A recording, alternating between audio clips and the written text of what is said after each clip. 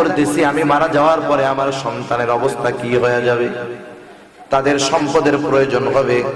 আমি এই চিন্তা করে সন্তানের জন্য অর্থ সংগ্রহ করে রেখে যাচ্ছি, যাতে আমার অবর্তমানে তার কষ্ট না হয়।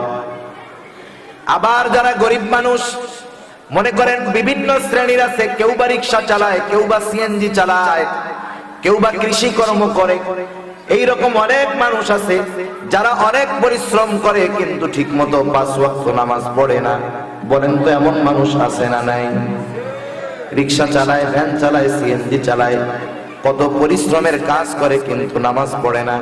এদেরকেও যদি জিজ্ঞাসা করেন তুমি জীবনের মায়া ত্যাগ করে এত পরিশ্রম কেন করো, ও প্রশ্নের জবাবে বলবে আমি আমার স্ত্রী, সন্তান, মা বাবা এদের মহব্বতে কষ্ট করি, সম্পদ উপার্জন করি, যাতে আমি দুনিয়া থেকে চলে গেলে আমার অবর্তমানে আমার সন্তানদের সম্পদের অভাব বোধ না হয়। তাহলে সন্তানের মায়ায় সে নামাজ পড়ে না, তার মূল উদ্দেশ্য অর্থ উপার্জন করতেছে সন্তানদের জন্য। ওই কথাগুলো একটু বন্ধ করতে হবে, ওরা যদি কথা না বলে, হ্যাঁ কথা বললে একটু সমস্যা হয়, বাচ্চারা একটু কথা জানি না। তাহলে অধিকাংশ মানুষ হয়তো সম্পদ তথা দুনিয়ার মোহে অপরাধ করে, অথবা সন্তানদেরকে ভালো রাখতে হবে এই জন্য অপরাধ করে। ঠিক কিনা বলেন? এই কথা আল্লাহ তাআলা কোরআনুল কারীমের মধ্যে বলেন, فأما من طغى وآثر الحياة الدنيا فإن الجحيم هي المأوى। আল্লাহ রাব্বুল আলামিন বলেন, فأما من طغى, যে সীমা লঙ্ঘন করলো। সীমা কিসের সীমা?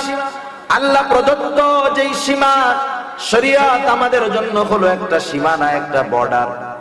একজন বেধর্মী যদি সুদ খায়, ঘুষ খায়, তার গুনাহ হবে না। কিন্তু যেই লোকটা আল্লাহকে বিশ্বাস করে, নবীকে বিশ্বাস করে, পরকালকে বিশ্বাস করে, কোরআনকে বিশ্বাস করে, তাকদীরের ভালো মন্দ আল্লাহর তরফ থেকে হয় বিশ্বাস করে, বলেন তো এই লোকটা যদি সুদ ঘুষ খায় গুনাহ হবে কি হবে না? এইরকম ঈমান আনার পরে আমাদের জন্য সীমারেখা আছে। আল্লাহ তাআলা জানায় দিয়েছেন কোনটা হালাল, কোনটা হারাম, কোনটা বৈধ, কোনটা অবৈধ। এগুলা হলো আমাদের জন্য সীমারেখা। আল্লাহ তাআলা বলেন, ফাআম্মা মান তাগা, যে শরীয়ত প্রদত্ত সীমা লঙ্ঘন করলো, পাপ করলো। এখন কথা হলো মুমিন সব কিছু জানে, এরপরেও কেন আল্লাহ তাআলার সীমা লঙ্ঘন করে? আল্লাহ তাআলা জানায় দেন, ওয়া আসারাল হায়াতাদ দুনিয়া, কারণ সে দুনিয়াকে প্রাধান্য দেয় বেশি। সে মনে করে আমার দুনিয়া সব, দুনিয়া আমার কামাই করতে হবে। তার মস্তিষ্কের মধ্যে নাস্তিকেরা ঢুকায় দিয়েছে দুনিয়াটা মস্ত বড়, খাও দাও ফুর্তি করো। আছে না একটা কথা এরকম? তার মস্তিষ্কে এই কথা গেঁথে গেছে যে এই দুনিয়াই সব। সে মনে করে দুনিয়া থেকে ফুর্তি করে যাব, যখন মারা যাব পচে গলে মাটির সাথে মিশে যাব। এই চিন্তাধারা তার মধ্যে ঢুকে গেছে, এজন্য সে দুনিয়াকে প্রাধান্য দেয় বেশি। আর দুনিয়াকে প্রাধান্য দিতে গিয়া যখন অপরাধের মধ্যে শামিল হয়ে যায়, একটা সময় হয়তো এমনও কিছু অপরাধে জড়ায় যায় যেই অপরাধগুলার কারণে, যেই পাপগুলার কারণে তার ঈমান নষ্ট হয়ে যায়। আল্লাহ তাআলা তাদের ব্যাপারে বলেন, ফাইন্নাল জাহিমা হিয়াল মাওয়া, তাদের আবাসস্থল হবে জাহান্নাম। আর যেই মানুষগুলা দুনিয়াকে প্রাধান্য দেয় না, দুনিয়ার মধ্যে মন যা চায় তা করে না, আল্লাহ তাআলা তাদের ব্যাপারে বলেন, ওয়া আম্মা মান খাফা মাকামা রাব্বিহি ওয়া নাহান নাফসা আনিল হাওয়া, যারা আল্লাহর সামনে দণ্ডায়মান হওয়াকে ভয় করে। একই অফিসের মধ্যে দুইজন লোক একই পদে চাকরি করে, একজনের 10 তলা বাড়ি আর একজন টিনের বাড়িও করতে পারে না। কেন পারে না? যেই লোকটা 10 তলা বাড়ির মালিক হলো সেও ঘুষ খায়, যেই লোকটা টিনের বাড়ি সেও চাইলে ঘুষ খাইতে পারে কিন্তু খায় না। লুকায়া যদি খায় মানুষ দেখবে না, কিন্তু এই লোকটার মনের মধ্যে চিন্তা, আজকে হয়তো দুনিয়ার মানুষ আমার অন্যায় দেখবে না, কিন্তু আল্লাহর সামনে দাঁড়াতে হবে, আমার প্রতিটা ক্ষণের হিসাব আল্লাহর সামনে দিতে হবে। এই চিন্তাটা যেই মানুষের মধ্যে থাকে যে আমি আমার গোটা হায়াতের হিসাব আল্লাহর সামনে দিতে হবে, কোনো উপায় নাই। এই চিন্তা যেই মানুষটার মধ্যে থাকবে সেই মানুষটার চরিত্র দিনের বেলা যেমন হবে রাতের আধারেও তেমন হয়ে যাবে। সুবহানাল্লাহ। কারণ ওর তো চিন্তা এইটা যে আমার সব অবস্থায় দেখেন কে, জোরে বলেন আল্লাহ দেখে, আমি যা করি সব দেখে।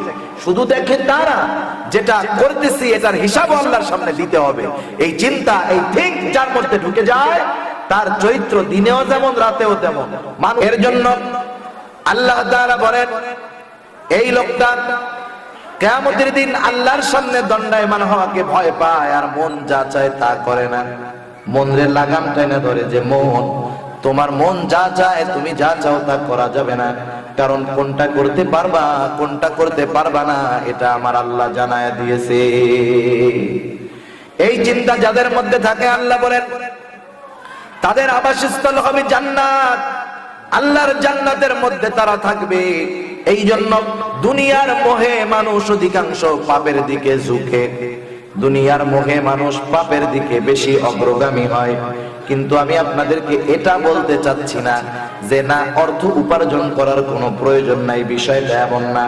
কিন্তু অর্থ উপার্জন করতে গিয়া জানি আল্লাহর নাফরমানি না হয় সেটাই মূলত খেয়াল রাখার বিষয়। কারণ দুনিয়াতে নৌকা চলার জন্য পানির দরকার আছে না নাই? আপনি বিশাল বড় নৌকা বানাইছেন, নৌকা বানাইছেন শুকনা জায়গায়, ওই নৌকা নদীর মধ্যে যদি না চালানো হয় নৌকার মজা পাওয়া যাবে নাকি? সব নৌকা তো নূহ আলাইহিস সালামের মতো নৌকা না। নূহ আলাইহিস সালামকে তো আল্লাহ শুকনা জায়গায় নৌকা বানাই দিয়েছে, এর কারণ তো কি সেটা জানা আছে। কিন্তু আমি আপনি যদি ডাঙায় শুকনা জায়গায় নৌকা বানাই মানুষে কি বলবে? বোকা বলবে। সেজন্য নৌকা চলার জন্য পানির প্রয়োজন। নৌকার সাথে পানির কিন্তু একটা অন্তরঙ্গ সম্পর্ক, কত বন্ধুত্ব। নৌকা পানি ছাড়া চলতে পারে না, সেই জন্য নৌকা চলার জন্য পানির প্রয়োজন। কিন্তু সেই পানি যদি নৌকার মধ্যে ঢুকে যায় তাহলে ওই পানি হয়ে যায় নৌকা ধ্বংসের কারণ। সেজন্য কবি কত সুন্দর কথা বলেন, আবেদার কিস্তি হালাকে কশতিয়াস, अब अंदर ज़ेरे कश्ती पुस्तियास्त, जिस्ते दुनिया अज खुदा गाफिल बुदान, नए तमाशो नकरो फरजिंदोजा। টাকা পয়সা প্রভাব প্রতিপত্তি সম্মান এগুলার নাম দুনিয়া না, এগুলা কামাই করা মানা না। কিন্তু যখন দুনিয়া কামাই করতে গিয়ে মানুষ আল্লাহকে ভুলে যায় এটাই হলো বড় সমস্যা। প্রতিটা মানুষ সম্পদওয়ালা হোক, মালদার হোক, কিন্তু সাথে সাথে তাকে দিনদার হতে হবে। সে হবে মালদার দিনদার, দুনিয়াদার মালদার না।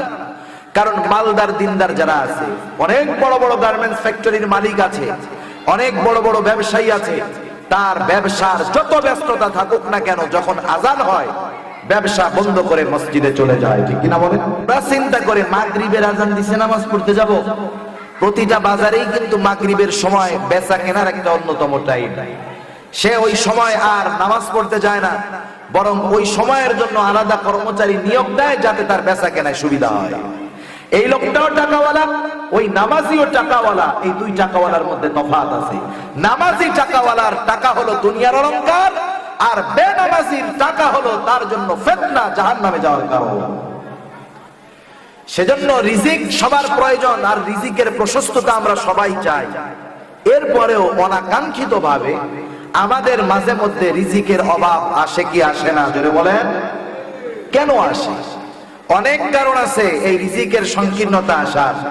আমি আপনাদের সামনে যে সূরা তিলাওয়াত করেছি এই সূরার মধ্যে আল্লাহ সুবহানাহু ওয়া তাআলা মানুষের রিজিক সংকীর্ণ হওয়ার কয়েকটা কারণ বর্ণনা করেছেন।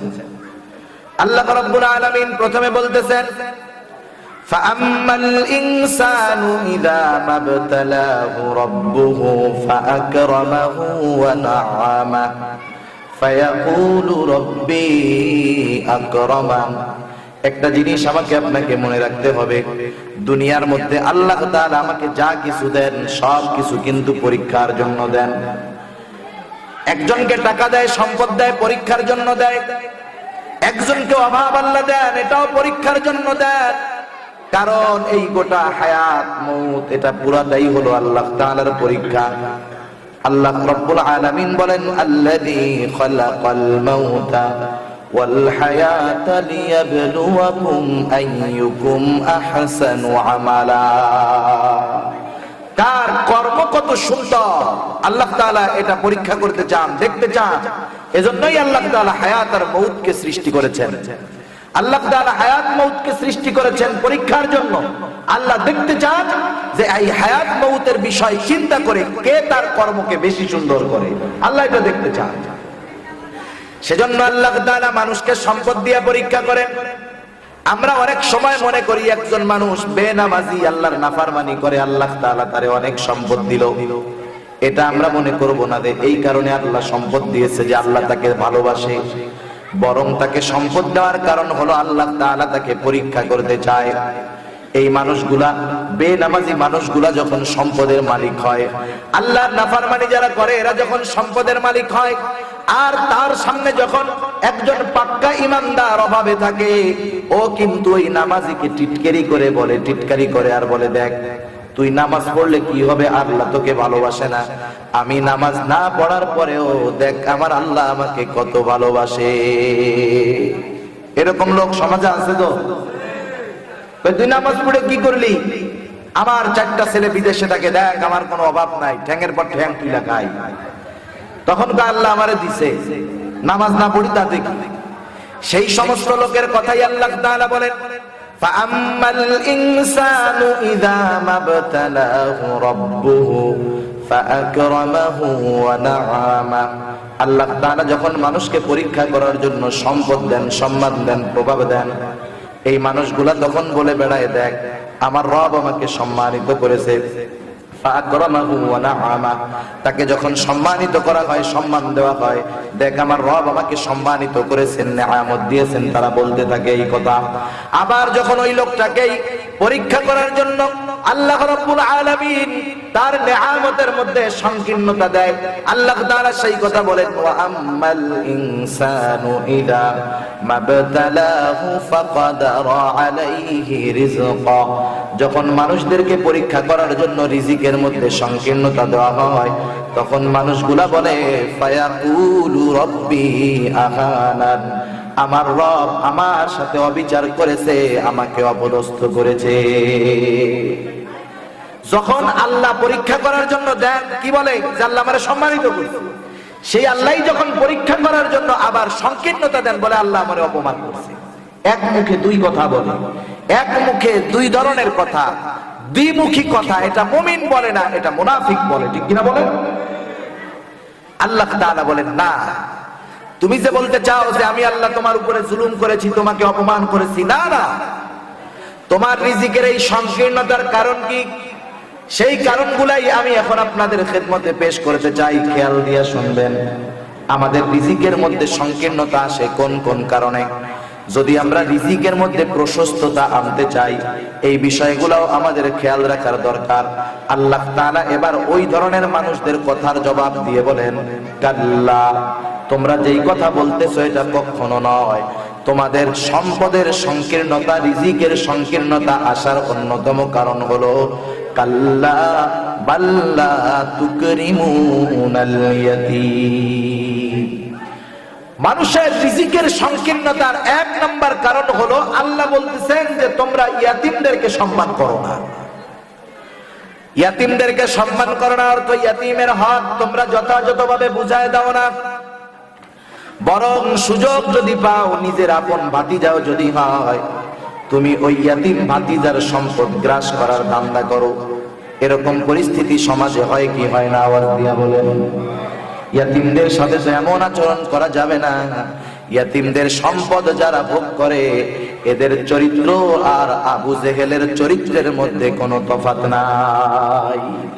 এটা আবু জেহেলের খাসলাত। পবিত্র কোরআনুল কারীমের একটা সূরা, সূরার নাম হলো সূরা মাউন।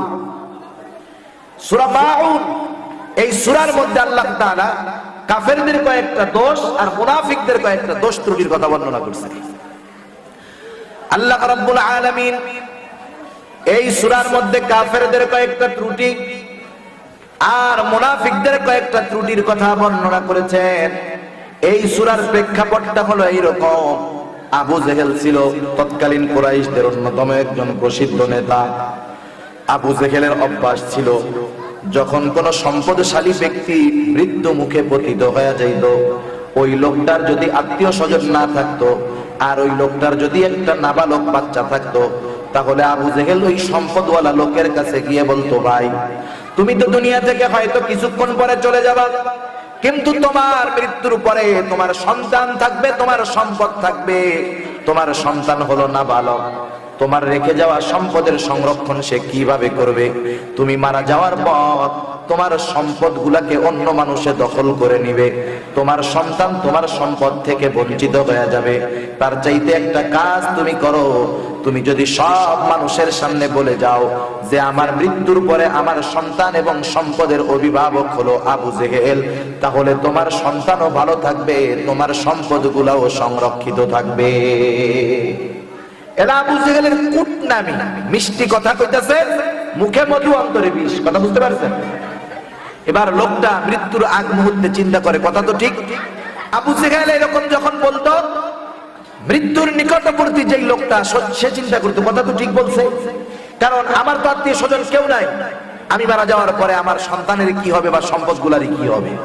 আবু জেহেল তো দলের সর্দার, লিডার, নেতা। আবু জেহেলরে যদি জিম্মাদারি দিয়ে দেওয়া যায়, সম্পদ তো বহু দূরের কথা, আমার সন্তানের দিকে কেউ চোখ রাখায় তাকানোর সাহস পাবে না। এই চিন্তা করে ও মরার আগে ওসিয়ত করত যে হ্যাঁ, আমি আর আমার মৃত্যুর পরে আমার সব সম্পদ এবং সন্তানের অভিভাবক হলো আবু জেহেল। এবার লোকটা মারা যাইত, ও কি করত?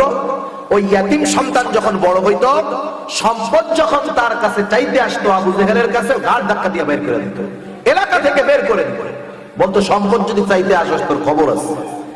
এটা আবু জেহেলের একটা চরম খারাপ অভ্যাস ছিল। এইরকম একটা ছেলের সাথে ঘটলো।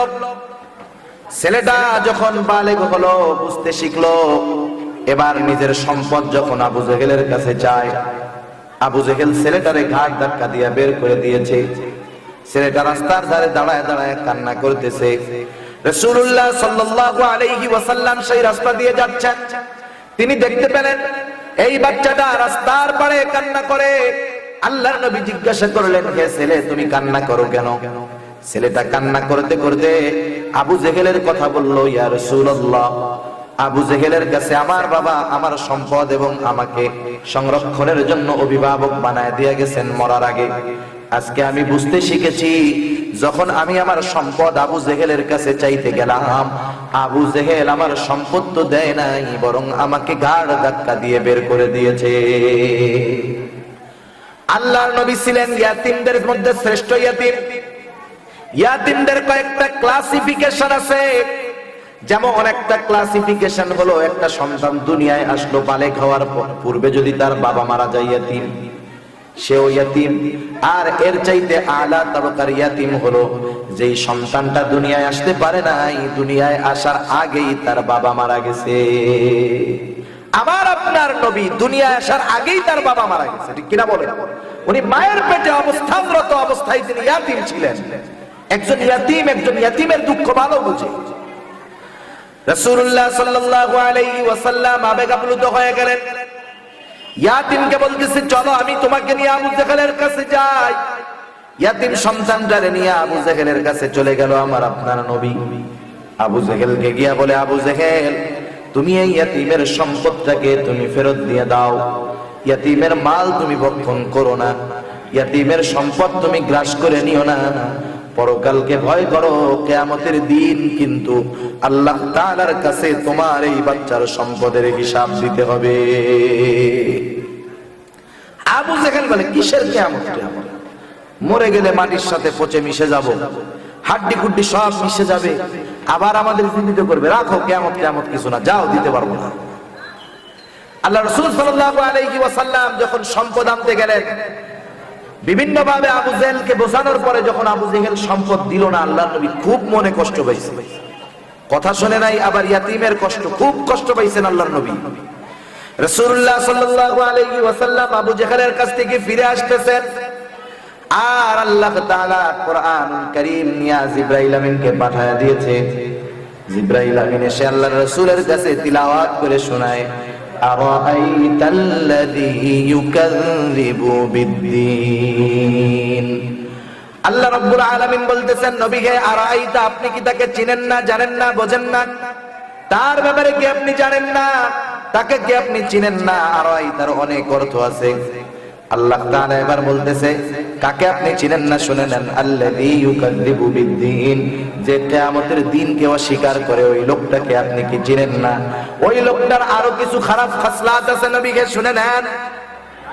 ফাযালিকাল্লাযী ইয়াদউল ইয়াতীম, ওই লোকটার আর একটা বদ খাসলাত হলো সেই ইয়াতীমদেরকে ঘাড় ধাক্কা দিয়ে বের করে দেয়। ইয়াতীমদের সাথে খারাপ আচরণ করা কার স্বভাব? জোরে বলেন, কথা বুঝেন নাই? বলেন না কেন? ইয়াতীমদের সাথে খারাপ ব্যবহার করা কার স্বভাব? আবু জেহেলের স্বভাব। আমার আপনার নবী আল্লাহ রাব্বুল আলামিন আমার আপনার নবীকে অনেক নিয়ামত দিয়েছেন। আল্লাহ রাব্বুল আলামিন পবিত্র কোরআনুল কারীমের ভিতরে অনেক নিয়ামতের কথা বর্ণনাও করেছেন। যাই হোক, সেটা একটু পরে বলতেছি। এরপরে আবু জেহেলের আরেকটা খারাপ খাসলাতের কথা আল্লাহ তাআলা বললেন, ওয়ালা ইয়াহুদ্দু আলা তুআমিল মিসকিন। আবু জেহেলের আরেকটা খাসলাত হলো সে মিসকিনদেরকে খানা দেয় না। শুধু নিজে যে খানা দেয় না তা নয়, নিজে যে সাহায্য করে না তা নয়, অপরকে সাহায্য করতে অনুৎসাহিত করে। এইরকম মানুষও কিন্তু সমাজে পাবেন। মনে করেন চায়ের দোকানে আপনিও চা খাইতেছেন, পাশেও আরেকজন চা খায়। যে কোনো একটা গরিব মানুষ এসে আপনার কাছে হাত পাতলো, বলল, চাচা 5টা টাকা দেন, একটা রুটি খাবো। আপনি যখন পকেট থেকে টাকাটা বের করে দিতে যাইবেন, পাশের থেকে একজন বলবে, রাখ বেটা, টাকা দিস না, 5 টাকা দিয়ে একটা বিড়ি খাইস, তাও কাজে লাগবে। আছে না নাই? ও হলো আবু জেহেলের স্বভাবওয়ালা লোক। ও নিজেও দেয় না, আর একজনকেও সাহায্য করতে বাধা দেয়। আবু জেহেল এরকম যখন বলতো, মৃত্যুর নিকটবর্তী যেই লোকটা, সে চিন্তা করতো, কথা তো ঠিক বলছে, কারণ আমার তো আত্মীয় স্বজন কেউ নাই, আমি মারা যাওয়ার পরে আমার সন্তানের কি হবে বা সম্পদগুলারই কি হবে। আবু জেহেল তো দলের সর্দার, লিডার, নেতা। আবু জেহেলরে যদি জিম্মাদারি দিয়ে দেওয়া যায়, সম্পদ তো বহু দূরের কথা, আমার সন্তানের দিকে কেউ চোখ রাখায় তাকানোর সাহস পাবে না। এই চিন্তা করে ও মরার আগে ওসিয়ত করতো যে, হ্যাঁ, আমি আর আমার মৃত্যুর পরে আমার সব সম্পদ এবং সন্তানের অভিভাবক হলো আবু জেহেল। এবার লোকটা মারা যাইত, ও কি করত? ওই ইয়াতীম সন্তান যখন বড় হইতো, সম্পদ যখন তার কাছে চাইতে আসতো, আবু জেহেলের কাছে ঘাড় ধাক্কা দিয়ে বের করে দিত, এলাকা থেকে বের করে দিত, বলতো, সম্পদ যদি চাইতে আসস তোর খবর আছে। এটা আবু জেহেলের একটা চরম খারাপ অভ্যাস ছিল। এইরকম একটা ছেলের সাথে ঘটলো। ছেলেটা যখন বালেগ হলো, বুঝতে শিখলো, এবার নিজের সম্পদ যখন আবু জেহেলের কাছে চায়, আবু জেহেল ছেলেটারে ঘাড় ধাক্কা দিয়ে বের করে দিয়েছে। ছেলেটা রাস্তার ধারে দাঁড়ায় দাঁড়ায় কান্না করতেছে। রাসূলুল্লাহ সাল্লাল্লাহু আলাইহি ওয়াসাল্লাম সেই রাস্তা দিয়ে যাচ্ছেন। তিনি দেখতে পেলেন এই বাচ্চাটা রাস্তার পাড়ে কান্না করে। আল্লাহর নবী জিজ্ঞাসা করলেন, হে ছেলে, তুমি কান্না করো কেন? ছেলেটা কান্না করতে করতে আবু জেহেলের কথা বলল, ইয়া রাসূলুল্লাহ, আবু জেহেলের কাছে আমার বাবা আমার সম্পদ এবং আমাকে সংরক্ষণের জন্য অভিভাবক বানায় দিয়ে গেছেন মরার আগে। আজকে আমি বুঝতে শিখেছি, যখন আমি আমার সম্পদ আবু জেহেলের কাছে চাইতে গেলাম, আবু জেহেল আমার সম্পদ তো দেয় নাই, বরং আমাকে ঘাড় ধাক্কা দিয়ে বের করে দিয়েছে। আল্লাহর নবী ছিলেন ইয়াতীমদের মধ্যে শ্রেষ্ঠ ইয়াতীম। ইয়াতীমদের কয়েকটা ক্লাসিফিকেশন আছে।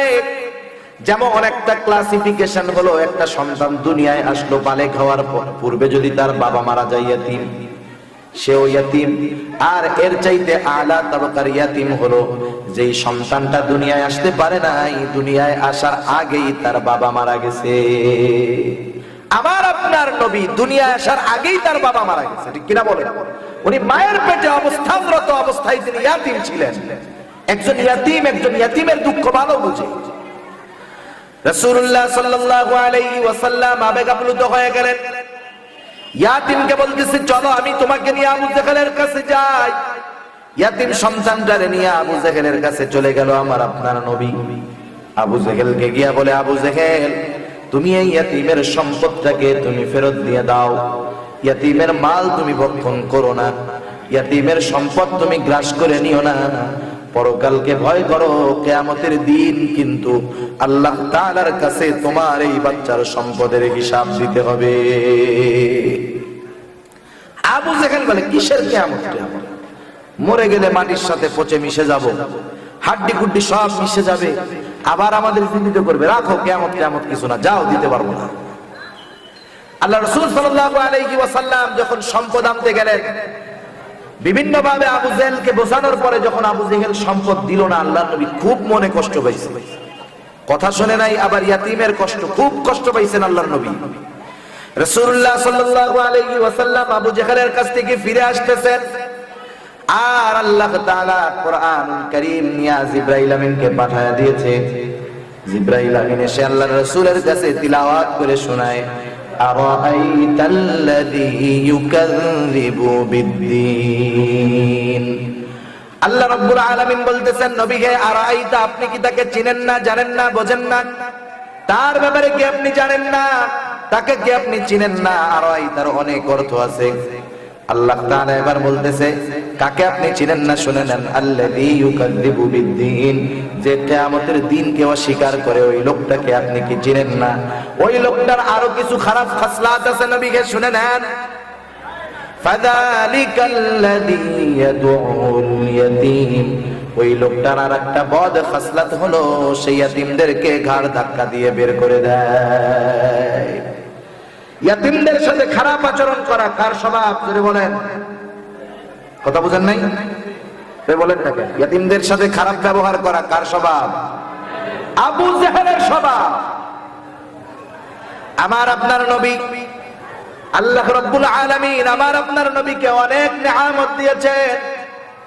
আল্লাহ রাব্বুল আলামিন পবিত্র কোরআনুল কারীমের ভিতরে অনেক নিয়ামতের কথা বর্ণনাও করেছেন। যাই হোক, সেটা একটু পরে বলতেছি। এরপরে আবু জেহেলের আরেকটা খারাপ খাসলাতের কথা আল্লাহ তাআলা বললেন, ওয়ালা ইয়াহুদ্দু আলা তুআমিল মিসকিন। আবু জেহেলের আরেকটা খাসলাত হলো সে মিসকিনদেরকে খানা দেয় না। শুধু নিজে যে খানা দেয় না তা নয়, নিজে যে সাহায্য করে না তা নয়, অপরকে সাহায্য করতে অনুৎসাহিত করে। এইরকম মানুষও কিন্তু সমাজে পাবেন। মনে করেন চায়ের দোকানে আপনিও চা খাইতেছেন, পাশেও আরেকজন চা খায়। যে কোনো একটা গরিব মানুষ এই যে আপনার কাছে হাত পাতলো, বলল, চাচা 5টা টাকা দেন, একটা রুটি খাবো। আপনি যখন পকেট থেকে টাকাটা বের করে দিতে যাইবেন, পাশের থেকে একজন বলবে, রাখ বেটা, টাকা দিস না, 5 টাকা দিয়ে একটা বিড়ি খাইস, তাও কাজে লাগবে। আছে না নাই? ও হলো আবু জেহেলের স্বভাবওয়ালা লোক। ও নিজেও দেয় না, আর একজনকেও সাহায্য করতে বাধা দেয়। তিনদের সাথে ভালো আচরণ করতে হবে। কেন? কারণ রাসূলুল্লাহ সাল্লাল্লাহু আলাইহি ওয়াসাল্লাম এক হাদিসের মধ্যে বলেন, ওই ঘর কতই না উত্তম ঘর যেই ঘরে ইয়াতীমদের সাথে ভালো আচরণ করা হয়, আর ওই ঘরটা কতই না নিকৃষ্ট ঘর যেই ঘরের মধ্যে ইয়াতীমদের সাথে খারাপ আচরণ করা হয়। কোন ব্যক্তি যদি কোনো ইয়াতীমের জিম্মাদারি নেয়, ইয়াতীমের খাবার, ইয়াতীমের পোশাক, ইয়াতীমের লেখাপড়া, এইগুলার বন্দোবস্ত করে, আল্লাহর নবী তার ব্যাপারে বলেন, আনা ওয়া কাফিলুল ইয়াতীম কাহাতাইনি ফিল জান্নাহ। আল্লাহর নবী বলেন, আমি এবং ইয়াতীমের অভিভাবক জান্নাতে অবস্থান করব। কেমন করে অবস্থান করব? আল্লাহর নবী এই 2টা আঙ্গুলের ইশারা কইরা মিশায়া দিয়া বুঝায় দেন, আমি আর ইয়াতীমের অভিভাবক জান্নাতের মধ্যে পাশাপাশি অবস্থান করব।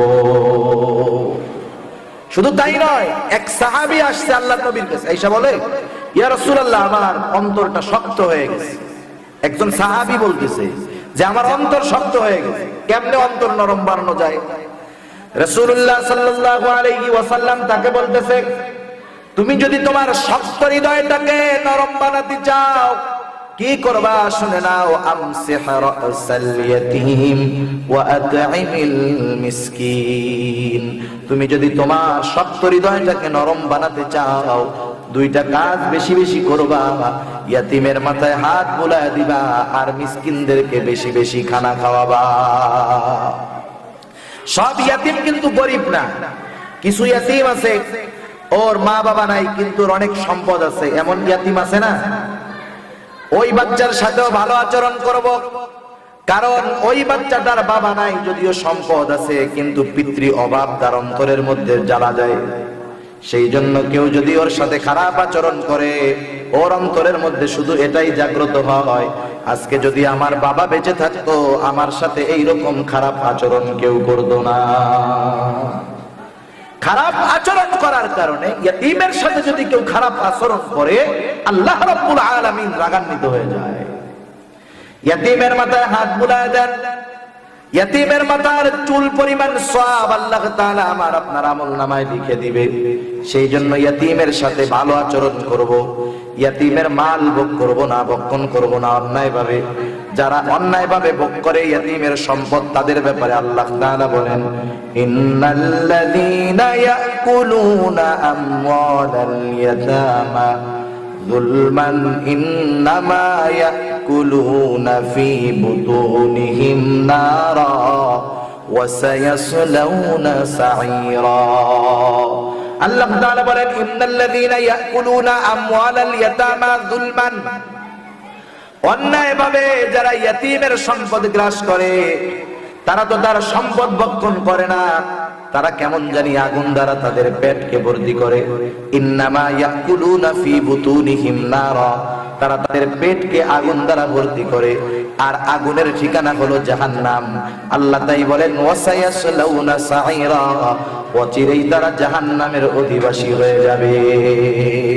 সেজন্য আমরা ইয়াতীমের সম্পদ ভক্ষণ করব না, ইয়াতীমের সাথে ভালো আচরণ করব, ইয়াতীমকে স্নেহ করব, মুহাব্বত করব। আল্লাহর নবী বলছেন যে ইয়াতীমকে মুহাব্বত করলো, তার ব্যাপারে আল্লাহর নবীর সাথে অন্যতম বিশেষ বিশেষ কিছু কমিটমেন্ট আছে, জান্নাতের মধ্যে একসাথে থাকবে, জান্নাতে তাকে স্পেশাল ভাবে সম্মানিত করা হবে। রাসূলুল্লাহ সাল্লাল্লাহু আলাইহি ওয়াসাল্লামকে আল্লাহ আদেশ করেছেন।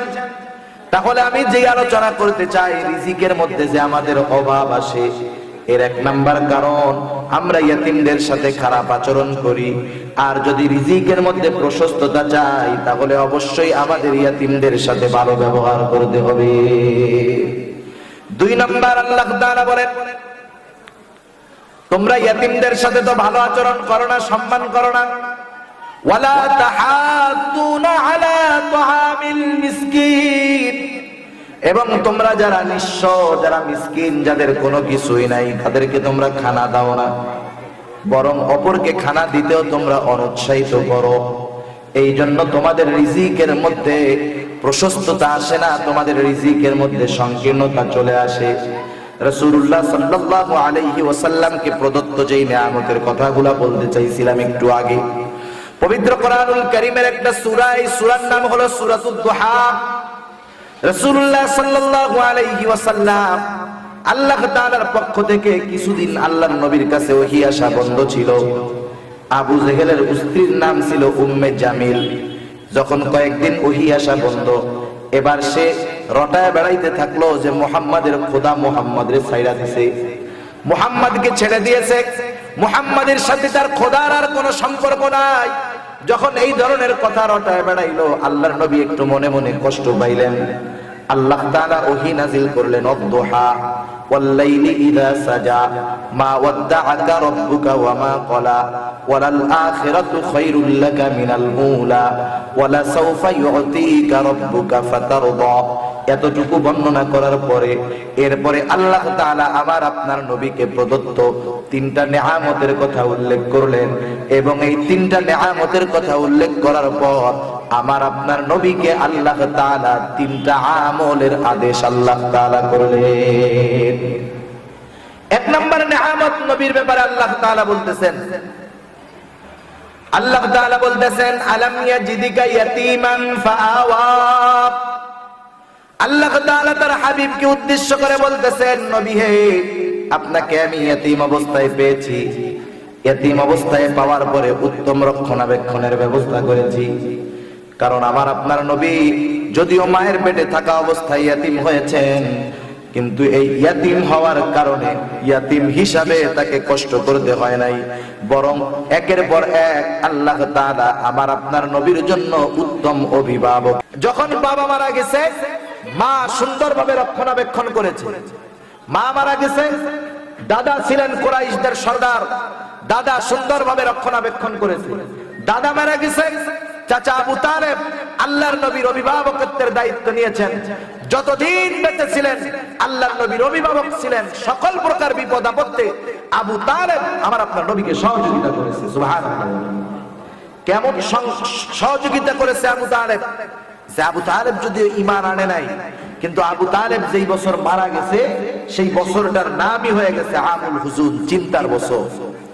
আল্লাহ তাআলা সেই কথা স্মরণ করায় দেন নবীকে, আলাম ইয়াজিদিকা ইয়াতীমান ফাআওয়া, ইয়াতীম অবস্থায় পাওয়ার পরে আপনার জন্য ভালো রক্ষণাবেক্ষণের ব্যবস্থা করলাম। এরপরে দ্বিতীয় নিয়ামতের কথা আল্লাহ স্মরণ করায় দেয়, ওয়া ওয়াজাদাকা দাল্লান ফাহাদা। আপনি যদিও চরিত্রের দিক দিয়ে সর্বশীর্ষে ছিলেন, কিন্তু শরীয়তের কোনো জ্ঞান আপনার মধ্যে ছিল না। আমি আল্লাহ তাআলা আপনাকে শরীয়তের জ্ঞান প্রদান করেছি। এরপরে আল্লাহ তাআলা বলেন, ওয়া ওয়াজাদাকা আইলান ফাআগনা। আপনি ছিলেন অভাবী, আমি আল্লাহ আপনাকে ধনী বানায় দিয়েছি। এটা তো অনেক আগেই আল্লাহ তাআলা করেছেন। যখন খাদিজাতুল কুবরার সাথে আমার আপনার নবীর বিবাহ হলো, খাদিজা যখন রাসূলুল্লাহ সাল্লাল্লাহু আলাইহি ওয়াসাল্লামের চরিত্রের ব্যাপারে মুগ্ধ হয়ে বিবাহের প্রস্তাব দিলেন খাদিজা নিজের তরফ থেকে। একটা বিষয় এখানে বলার দরকার, আমাদের দেশের নাস্তিকেরা এই কথা বলে থাকে যে মুসলমানদের নবী মুহাম্মদ সাল্লাল্লাহু আলাইহি ওয়াসাল্লাম সম্পদের লোভে তার চাইতে 15 বছরের বড় একজন বৃদ্ধা মেয়েকে বিবাহ করেছে। এটা চূড়ান্ত মানের একটা অপবাদ আমার আপনার নবীর শানে। আল্লাহর নবী সম্পদের লোভে নবী বিবাহ করেন নাই, নবী তো বিবাহের প্রস্তাবই দেন। যখন আমার আপনার নবীকে খাদিজাতুল কুবরা রাদিয়াল্লাহু তাআলা আনহা কয়েকবার ব্যবসার জন্য পাঠাইছে, অন্যান্য বারের চাইতে সব চাইতে বেশি লাভ করে এবং উত্তম পণ্য কিনে সফলতার সাথে নবী যখন ফিরে আসতে, খাদিজাতুল কুবরার একজন গোলাম ছিল। এই গোলাম ছিল খাদিজার চোখ বলা হতো তাকে। সেই গোলাম আয়েশা যখন আল্লাহর নবীর কথাগুলা বলছে যে কত আমানতদার, কেমন তার ব্যবসার পলিসি, সব কিছুর পরে খাদিজা রাদিয়াল্লাহু তাআলা আনহা আমার আপনার নবীর উপরে আকৃষ্ট হয়ে গেছে। অথচ 37 বছর বয়সে যখন তার স্বামী মারা গেছে দুইজন, তখন আরবের বড় বড় সম্পদশালীরা খাদিজাতুল কুবরা রাদিয়াল্লাহু তাআলা আনহাকে বিবাহের প্রস্তাব দিয়েছে। উনি বলেছেন, না আমি বিবাহ করব না, আমি বাকি জীবন এভাবেই কাটায় দিতে চাই। কিন্তু যখন আল্লাহর নবীর পূত পবিত্র চরিত্রে তিনি মুগ্ধ হয়েছেন, উনি ওনার বান্ধবীর মাধ্যমে আমার আপনার নবীর কাছে প্রস্তাব দিয়েছেন। প্রস্তাবটা ছিল এই ধরনের। এইবার খাদিজাতুল কুবরা রাদিয়াল্লাহু তাআলা আনহার বান্ধবী আল্লাহর রাসূল সাল্লাল্লাহু আলাইহি ওয়াসাল্লামের কাছে আয়েশা বলতেছে, ও মুহাম্মদ, বিবাহের বয়স হয়ে গেল, তুমি কি বিবাহ শাদী করবা না? রাসূলুল্লাহ সাল্লাল্লাহু আলাইহি ওয়াসাল্লাম জবাব দিলেন, বিবাহ যে করব, বিবাহ করার জন্য যেই পরিমাণ সম্পদের প্রয়োজন সেই পরিমাণ সম্পদ আমার নাই। বলি আপনি একটু বলেন, সেই পরিমাণ সম্পদ আমার নাই, আমি যে বিবাহ করব আমার তো টাকা পয়সা নাই। এবার ওই বান্ধবী বলতেছে, এমন কেউ যদি তোমাকে বিবাহ করে যে তোমার সব প্রয়োজনীয়তা দিয়ে দিবে, বিবাহের খরচটা মিটায় দিবে, এমন কেউ যদি তোমার সাথে বিবাহ বসতে চায়, তুমি রাজি আছো নাকি? আমার আপনার নবী বলেন, কে আছে এমন বিবাহ বসবে? আল্লাহর নবীকে এইবার ওই মেয়েটা বলতেছে, আমার বান্ধবী খাদিজা তোমার চরিত্রে মুগ্ধ, তোমাকে বিবাহ করতে চায়, তুমি তার কি বলো? বিবাহের প্রস্তাব তোমার কাছে দিয়েছে। আল্লাহর নবী বলতেছে যে আমার চাচা আছে, আমার অভিভাবক, তার সাথে কথা বলার পরে সিদ্ধান্ত হবে। যাই হোক, বিবাহ হয়ে গেল। যখন বিবাহ হয়ে গেছে, রাসূলুল্লাহ সাল্লাল্লাহু আলাইহি ওয়াসাল্লামকে খাদিজাতুল কুবরা বলতেছে, ইয়া রাসূলুল্লাহ, তখন তো নবী হন নাই, বলতেছে, ও মুহাম্মদ, আমার যত সম্পদ আছে আজকে আমি সব সম্পদ আপনাকে দিয়ে দিলাম। যখন কেউ কাউকে কোনো কিছু হাদিয়া দেয়, হাদিয়া দেওয়ার পরে যাকে হাদিয়া দেওয়া হলো সে সেই সম্পদের মালিক হয়ে যায়। আল্লাহর নবীর বিবাহের আগে বিবাহ করার মতো সম্পদ ছিল না। আল্লাহ তাআলা সেই কথা মনে করায় দেন, ও পয়গম্বর, যখন আরবের মধ্যে আপনার কোনো সম্পদ নাই, টাকা নাই, আপনি তো অন্য মানুষের ছাগল চড়াইছেন সম্পদের বিনিময়ে, বেতনের বিনিময়ে, মানুষ খাদিজার ব্যবসা করে দিয়েছেন, কিন্তু দেখেন আপনি ছিলেন নিঃস্ব, দরিদ্র, অভাবী। ওয়াজাদাকা আইলান ফাআগনা, আপনি সম্পদহীন ছিলেন, আমি আল্লাহ আপনাকে সম্পদওয়ালা বানায়া দিয়েছি।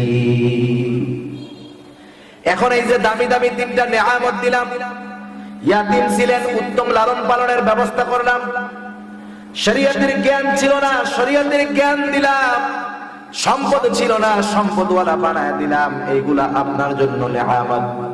যেহেতু নেয়ামত দিয়েছি, এখন কিছু ইবাদত আপনি করবেন। এক নম্বর ইবাদত হলো ফাআম্মাল ইয়াতীমা ফালা তাকহার।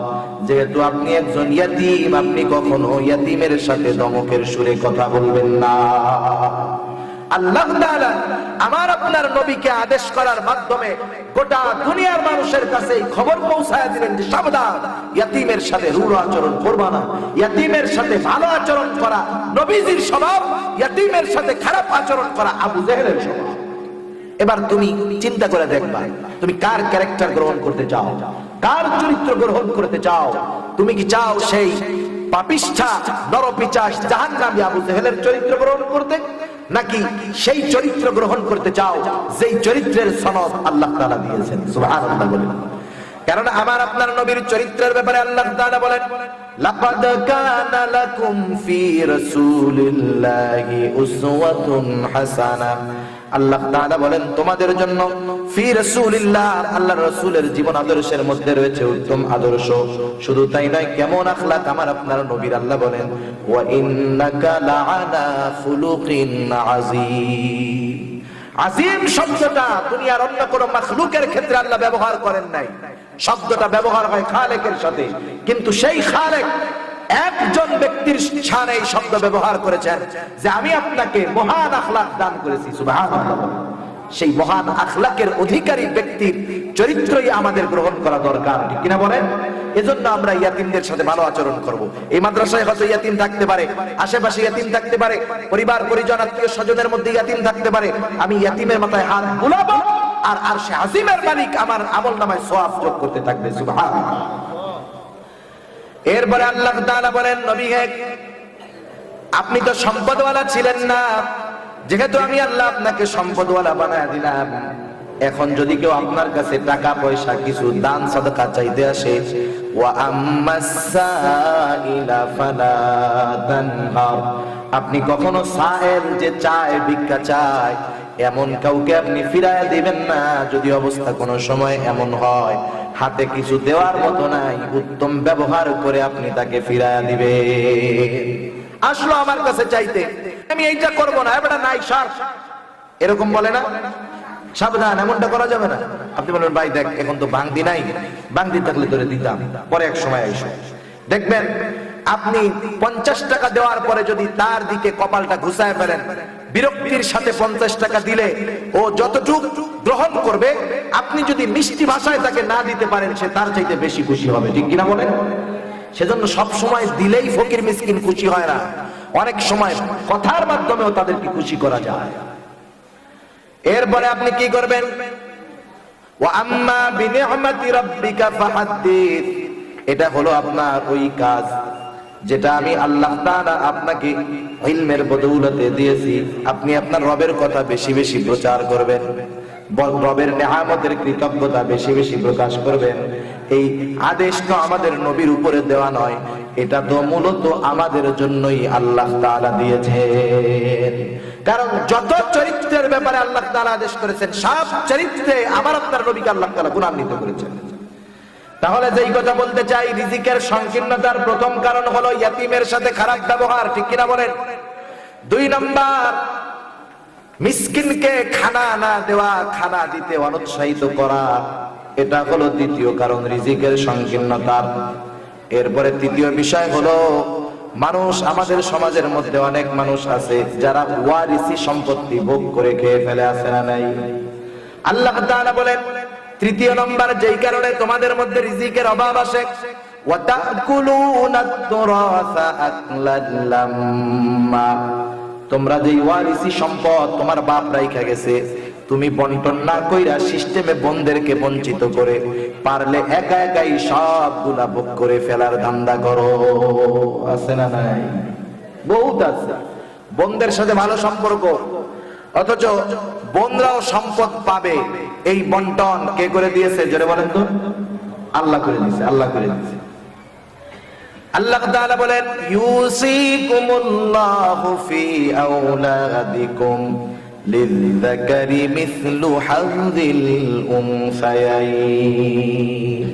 একটা ছেলে একটা মেয়ে যা পাবে ছেলে তার দ্বিগুণ পাবে, এই বন্টননামা নির্ধারণ করছেন আল্লাহ।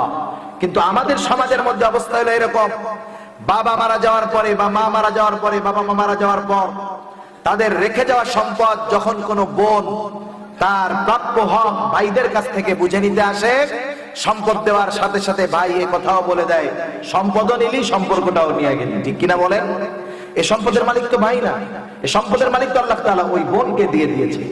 উচিত তো তার সম্পদ দিয়ে দেওয়া, বরং আমরা তাদের সম্পদগুলা ভোগ করার অপচেষ্টা করি। আল্লাহ তাআলা বলেন সাবধান, ইন্নাল্লাযীনা ইয়াকুলুনা আমওয়ালাল ইয়াতামা যুলমান ইন্নামা ইয়াকুলুনা ফি বুতুনিহিম নারা। এক নম্বরে ইয়াতীমদের সম্পদ খেয়ে তোমার পেটে আগুন দিয়ে ভরো না। ওয়ালা তাকুলু আমওয়ালাকুম বাইনাকুম বিল বাতিল, এই রকম বাতিল পদ্ধতি প্রয়োগ করে অন্যায়ভাবে তুমি কারো সম্পদ ভক্ষণ করো না। একদিন রাসূলুল্লাহ সাল্লাল্লাহু আলাইহি ওয়াসাল্লাম সাহাবাদের মজলিসের মধ্যে বলতেছেন, ও আমার সাহাবারা, তোমরা কি জানো কিয়ামতের ময়দানে সবচাইতে নিঃস্ব ব্যক্তি কে হবে? সাহাবাদের পক্ষ থেকে জবাব হলো, আল্লাহ এবং তার রাসূল এটা ভালো জানে। রাসূলুল্লাহ সাল্লাল্লাহু আলাইহি ওয়াসাল্লাম বলতেছে, শোনো, কিয়ামতের ময়দানে একটা মানুষ পাহাড় পরিমাণ নেকি নিয়ে আল্লাহর সামনে উপস্থিত হয়ে যাবে। এত পরিমাণ নেকি দেখার পর ওই লোকটা চিন্তা করবে, আজকে আমার জান্নাতে যাওয়া কে ঠেকায়? ওই লোকটা আল্লাহ তাআলার আদেশের অপেক্ষায় অপেক্ষমান থাকবে, আল্লাহ আদেশ দিলেই জান্নাতে চলে যাবে। ইতিমধ্যে ওই লোকটা যখন অপেক্ষমান, ইতিমধ্যে একটা লোক আল্লাহর দরবারে এসে ওই পাহাড় পরিমাণ নেকের মালিকের বিরুদ্ধে আল্লাহ তাআলার কাছে অভিযোগ দায়ের করবে। কিয়ামত হলো মালিক ইয়াউমিদ্দিন, প্রতিদান দিবস, বিচার দিবস, ইনসাফের দিবস। সেদিন আল্লাহ তাআলা ইনসাফ কায়েম করবে, আদালত কায়েম করবে, ইনসাফের আদালত। দুনিয়ার আদালতের সিস্টেম কি? সেখানে অনেক অপরাধী মিথ্যা সাক্ষী নিয়ে বেকসুর খালাস পেয়ে যায়, ঠিক না? আবার অনেক নিরপরাধ মানুষ বছরের পর বছর ধরে জেলখানার মধ্যে বসতেছে। এটা দুনিয়ার আদালতে ইনসাফ রক্ষা করা কঠিন। কিন্তু আল্লাহ তাআলা যে আদালত কায়েম করবে, সেই আদালতের মধ্যে ইনসাফ থাকবে, ন্যায় বিচার থাকবে। আল্লাহ রাব্বুল আলামিন পবিত্র কোরআনুল কারীমের মধ্যে বলেন, ওয়ানাযউল মাওয়াজিনাল কিসতা লিয়াউমিল কিয়ামাহ ফালা তুযলামু নাফসুন শাইআ ওয়া ইন কানা মিসকালা হাববাতিন মিন খারদালিন আতাইনা বিহা ওয়া কাফা বিনা হাসিবিন। আল্লাহ তাআলা বলেন, আমি কিয়ামতের দিন ইনসাফের আদালত কায়েম করব। এমন আদালত, দুনিয়ার আদালতে অনেক সময় মাজলুমের উপরে জুলুম করা হয়। আল্লাহ বলেন, ফালা তুযলামু নাফসুন শাইআ, কারো উপরে ন্যূনতম জুলুম করা হবে না, বরং কি হবে, ওয়া ইন কানা মিসকালা হাববাতিন মিন খারদালিন আতাইনা বিহা, কেউ যদি দুনিয়ার মধ্যে শস্য দানা পরিমাণ নেক আমল করে থাকে, শস্য দানা পরিমাণ বদ আমল যদি করে থাকে, আল্লাহ বলেন আতাইনা বিহা, সেটাকে হাজির করা হবে। শুধু তার আমল হাজির করা হবে তা নয়, তার আমলের ব্যাপারে হিসাবও নেওয়া হবে। আল্লাহ তাআলা জানায় দেন, এত মানুষের হিসাব কিভাবে নিব? আল্লাহ বলেন, কাফা বিনা হাসিবিন, হিসাব নেওয়ার জন্য আমি আল্লাহ যথেষ্ট। আল্লাহ যদি চায় হিসাব নিতে পারেন কি পারেন না? আধুনিক প্রযুক্তির কল্যাণে আমরা দেখতে পাই একটা মানুষ লক্ষ লক্ষ মানুষের হিসাব করে ফেলে, ঠিক না? ইন্টারনেটের মাধ্যমে, ফিঙ্গারপ্রিন্টের মাধ্যমে সব বায়োডাটা একটা মানুষের কাছে মুহূর্তের মধ্যে চলে আসে। যে জ্ঞান যেই স্রষ্টা দান করলেন, সেই স্রষ্টা আমার আপনার সকলের, গোটা দুনিয়ার মধ্যে যত মানুষ এসেছে, আছে, আসবে, সবার হিসাব নিতে পারেন কি পারেন না? অবশ্যই পারে। আল্লাহ তাআলা ইনসাফের আদালত কায়েম করবে, ন্যায় বিচার হবে সেই দিন। সেজন্য সাবধান, ওই আদালতে কিন্তু প্রতিটা মানুষকেই দাঁড়াতে হবে। এজন্য নবী আমার বলেন, তোমরা সেই দিন আসার আগে সতর্ক হয়ে যাও, যেই দিন আল্লাহ বাদী বিবাদের মধ্যে মীমাংসা করে দিবে। তোমরা সেই দিন আসার আগে তোমরা যদি দুনিয়ার মধ্যে কাউকে কথার দ্বারাও একটা কষ্ট দিয়ে থাকো, সেই দিন আসার আগে তুমি ক্ষমা চেয়ে নাও, নাইলে কিন্তু এই কথার প্রতিদান কিয়ামতে নেকি দিতে হবে, না হলে গোনা নিতে হবে। এবার একটু আমাদের বর্তমান পরিবেশের দিকে খেয়াল করেন। অনেক সময় বিনা কারণে নিরপরাধ মানুষের সাথে খারাপ আচরণ করা হয় কি হয় না? আমরা সাময়িক কষ্ট পাই, কিন্তু এই কষ্ট কিয়ামতে আমাকে নেকি দিবে, অথবা যে কষ্ট দিচ্ছে সে আমার কাছ থেকে গুনাহগুলো নিবে। সেজন্য আমরা যদি কোনো সময় এমন হয় অনাকাঙ্ক্ষিতভাবে অনিচ্ছায় কোনো বড়র সাথে খারাপ আচরণ করে ফেলেছি, আমরা মাপ চেয়ে নিব, ক্ষমা চেয়ে নিব। যদি এমন কিছু করে থাকি যে এমন কারোকে কথার দ্বারা কষ্ট দিয়েছি, সে দুনিয়া থেকে চলে গেছে, তার পরিবার পরিজনের কাছে মাপ চাবো, তার জন্য অল্প পরিমাণ কিছু হলেও সাদকা করবো, যে আল্লাহ লোকটার সাথে আমি খারাপ আচরণ করেছিলাম, মাপ চাওয়ার তো সুযোগ হয় নাই, আল্লাহ এই 10টা টাকা আমি ওনার জন্য সাদকা করলাম, হয়তো এই কারণে আল্লাহ তাআলা হয়তো মাফ করে দিতে পারে। কিন্তু না হলে কিয়ামতের দিন কেউ যদি কাউকে কথার দ্বারা একটা কষ্ট দিয়ে থাকে, এর হিসাব কিয়ামতে দিতে হবে। আল্লাহ রাব্বুল আলামিনের কাছে এবার ওই বাদী অভিযোগ দায়ের করবে, আল্লাহ এই যে পাহাড় পরিমাণ নেকের মালিক জান্নাতে যাওয়ার জন্য অপেক্ষমান, আল্লাহ ওকে জান্নাতে যাওয়ার অনুমতি দেওয়ার পূর্বে ওর ব্যাপারে আপনার কাছে আমার কিছু অভিযোগ আছে। আয় আল্লাহ, দুনিয়ার মধ্যে ওর ধনবল ছিল, লোকবল ছিল, সব ছিল, আমি ছিলাম গরিব, এই সুযোগে আমার উপরে জুলুম করেছে, আমার জমি দখল করে নিয়েছে। আল্লাহ দুনিয়ার মানুষের কাছে তো ন্যায় বিচার পাই নাই, আজকেও কি আমি ন্যায় বিচার পাবো না? আল্লাহ রাব্বুল আলামিন অভিযোগ গ্রহণ করবেন। এইবার পাহাড় পরিমাণ নেকের মালিককে বলবে, বেটা যে অভিযোগ দিল এটা কি সত্য কিনা? কিয়ামতের ময়দানে মিথ্যা সাক্ষী হাজির করা যাবে না, কারণ কিয়ামতে আমি যেই জায়গায় যেই অঙ্গ প্রত্যঙ্গ দিয়ে যেই সময় অন্যায় করেছি, সেই স্থান, সেই সময়, সেই অঙ্গ প্রত্যঙ্গ সব কিছু আল্লাহ তাআলার কাছে আমার পক্ষে অথবা বিপক্ষে সাক্ষী হয়ে দাঁড়াবে। যেমন আল্লাহ তাআলা কোরআনুল কারীমের মধ্যে বলেন, আল-ইয়াউমা নাখতিমু আলা আফওয়াহিহিম ওয়া তুকাল্লিমুনা আইদিহিম ওয়া তাশহাদু আরজুলুহুম বিমা কানু ইয়াকসিবুন। আল্লাহ তাআলা বলেন, আল-ইয়াউম, আজকের এই দিন অর্থাৎ কিয়ামতের দিন, নাখতিমু আলা আফওয়াহিহিম, আমি তাদের মুখের উপরে মোহর মেরে দিব, কথা বলতে পারবে না। আল্লাহ বলেন, ওয়া তুকাল্লিমুনা আইদিহিম, আমার সাথে কথা বলবে তাদের হাত, ওয়া তাশহাদু আরজুলুহুম, সাক্ষী দিবে তাদের পা, বিমা কানু ইয়াকসিবুন, কি উপার্জন করেছে সব কিছু আমি আল্লাহর কাছে বলে দিবে। শুধু তাই নয়, আল্লাহ তাআলা আরো এক জায়গায় বলেন, শাহিদা আলাইহিম সামউহুম ওয়া আবসারুহুম ওয়া জুলুদুহুম বিমা কানু ইয়াকসিবুন। সাক্ষী দিবে তাদের কান, সাক্ষী দিবে তাদের চোখ, সাক্ষী দিবে তাদের চামড়া, যে আল্লাহ আমি চোখের দ্বারা, আমি কানের দ্বারা, আমি অঙ্গ প্রত্যঙ্গের দ্বারা এই গুনাহগুলো করেছে, সেজন্য মিথ্যা বলার কোনো উপায় নাই। এইবার ওই লোকটা বলবে, আল্লাহ অভিযোগ সত্য। আল্লাহ তাআলা বলবে, তাহলে তুমি আজকে তার হকটা মিটায় দাও। লোকটা এবার বলবে, আল্লাহ এ তো দুনিয়া না, দুনিয়া যদি হইতো আমি তার থেকে 1 শতক সম্পদ জোরপূর্বক দখল করেছিলাম, প্রয়োজনে 100 শতক দিতাম, কিন্তু আজকে জমি আমি কোথায় পাবো? এইবার বিবাদী বলবে, আল্লাহ আজকে তো আমার জমির প্রয়োজন নাই, আজকে যেটা আমার প্রয়োজন সেটা ওর কাছে আছে, আমার জমি লাগবে না, ও আমাকে নেকি দিয়া আমার হকগুলো আদায় করে দি। এবার পাহাড় পরিমাণ নেকের মালিক নেক দিয়া হক আদায় করবে। যারা জুলুম করে, অত্যাচার করে, এরা একজনের উপরে করে না, অনেক মানুষের উপরে করে, ঠিক কিনা বলেন? একের পর এক আল্লাহর কাছে অভিযোগ করবে আর নেকি দিয়ে তাদের হক আদায় করবে। নেকি দিতে দিতে একটা সময় পাহাড় পরিমাণ নেক শেষ হয়ে যাবে, কিন্তু অভিযোগকারীর লম্বা সিরিয়াল এখনো শেষ হয় নাই। আল্লাহ বলবে, যাও ওদের হক আদায় করো। লোকটা এবার বলবে, আল্লাহ নেকি দিতে দিতে সব নেক শেষ হয়ে গেছে, এখন তো আমার কাছে আর নেকি নাই। এবার অভিযোগকারীরা বলবে, নেকি নাই তাতে কি হয়েছে, আমাদের কাছে তো গুনার অভাব নাই, বরং সে আমাদের গুনাহ নিয়া আমাদের হকগুলা আদায় করে দিক।